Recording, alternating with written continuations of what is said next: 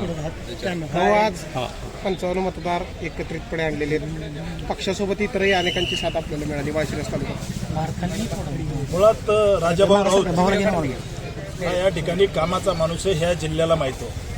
आणि जिल्ह्याचा ज्येष्ठ नेता, जिल्ह्याचा कामाचा माणूस म्हणून या ठिकाणी भारतीय जनता पार्टी आणि महायुतीने त्यांना उमेदवारी दिली. या जिल्ह्यामध्ये राजाभाऊंनी बार्शीच्या रूपाने एक उदाहरण सेट केलेलं आहे. बार्शीमध्ये या ठिकाणी ज्या शेताला कधी पाणी भेटेल का नाही अशी परिस्थिती होती, त्या ठिकाणी हिरवा शालू त्या शेताला नेसवायचं काम राजाभाऊंनी केलं आहे. बार्शी शहराचा सर्वांगीण विकास केला आहे आणि पार्टीचा एक निष्ठावान कमिटेड कार्यकर्ता, देवाभाऊचा कार्यकर्ता आणि जयाभाऊंचा सहकारी आणि आमच्या सगळ्यांचा सहकारी म्हणून या ठिकाणी या जिल्ह्याचे नेते राजाभाऊ राऊत यांना विधान परिषदेची उमेदवारी भेटली. आणि या जिल्ह्यातले सगळे नेते, पक्ष, या ठिकाणी गट तट सगळं विसरून राजाभाऊंना मोठ्या मताने निवडून द्यायचंय हा चंग बांधला. आणि आपण आज जिल्ह्याची परिस्थिती पाहतोय. आम्हाला त्या ठिकाणी मोठ्या प्रमाणात मताधिक्य भेटेल आणि समोरच्यांना या ठिकाणी 3 अंकी आकडे सुद्धा मतं पडणार नाही, हे मी या ठिकाणी दाव्याने आणि जबाबदारीने सांगतो. माळशिरस तालुक्यात सर्वाधिक ऑपरेशन लोटस जिल्ह्यात सुरू केले. ऑपरेशन लोटस म्हणता येत नाही. हे व्यक्तिगत राजाभाऊंचे संबंध असतील किंवा मी मागची अनेक वर्षापासून भाजपचं काम या तालुक्यात करतोय आणि जयाभाऊंसारखा एक कर्तृत्ववान नेता या जिल्ह्याला पालकमंत्री भेटला. त्यांच्या रूपाने त्यांचा संपर्क, त्यांचा या ठिकाणी असणारा स्नेह सगळ्यांसोबत, त्यामुळे या ठिकाणी मोठ्या प्रमाणामध्ये समर्थन आम्हाला भेटतंय.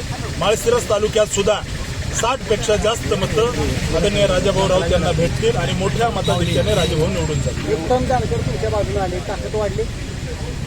हे त्या पक्षाचे आमदार आहेत आणि या तालुक्यामध्ये आमची लढाई जानकर आणि मोहितेंशीच आहे. त्यामुळं आमच्या त्या ठिकाणी त्यांनी राजाभाऊंना पाठिंबा दिला. त्यांचे आणि मोहिते पाटलाचे भांडणं झाले म्हणून आलेत. आमच्याशी बोलून काही ते आलेलं नाही किंवा आम्ही त्यांना स्वीकारतही नाही. ही इथली परिस्थिती आहे. आमची लढाई या ठिकाणी इथं भाजप वाढवण्याची आहे. त्यांचा पक्ष ते वाढवतील, आम्ही आमचा पक्ष वाढवू. त्यामुळे इथल्या कार्यकर्त्यांना, इथल्या जनतेला, इथल्या मतदारांना सगळ्यांना माहिती आहे की ते दोघं एकत्र जरी आले तर भविष्यामध्ये त्यांचा पराभव करण्याची ताकद भाजपमध्ये आहे. हे त्याची केस चालू आहे, कायदेशीर विषय आहे, त्याच्याबद्दल काही बोलणार नाही. ती न्यायालयीन न्यायप्रविष्ट विषय आहे, त्यामुळे तो विषय वेगळा आहे. खासदार मोहिते पाटील आणि वसंत देशमुख असं म्हटलं जात आहे. नाही, आमचा मतदार आमच्या सोबत आहे, परंतु यांची जुनी सवय धमकावणं, दम देणं लोकांना, गुंडागर्दी. त्याच्यामुळं कार्यकर्त्यांनी सगळ्यांनी सांगितले आपण सगळे जण सहलीला जाऊ आणि त्या ठिकाणी मतं कसे करायचे त्याची प्रॅक्टिस झाली. थोडा विरंगुळाही होतो सगळ्यांची. त्या ठिकाणी भारतीय जनता पार्टीचा विषयामधली एक बैठक झाली आणि हे सगळे लोकप्रतिनिधी आहेत. त्यामुळे भविष्यामध्ये भाजपाचा विचार अधिक दृढ व्हावा, भाजपाचं काम असं एकदम त्या ठिकाणी ग्राउंड लेवलला जावं म्हणून ती त्या ठिकाणी बैठक होती. सगळे मतदार आमच्या सोबत आहेत. मोठ्या मताधिक्याने 22 तारखेला तुम्ही न्यूज लावा. राजाभाऊ मोठ्या मताधिक्याने विजयी झाले आणि मोहिते पाटलाचं पानिपत झालं. खासदार मोहिते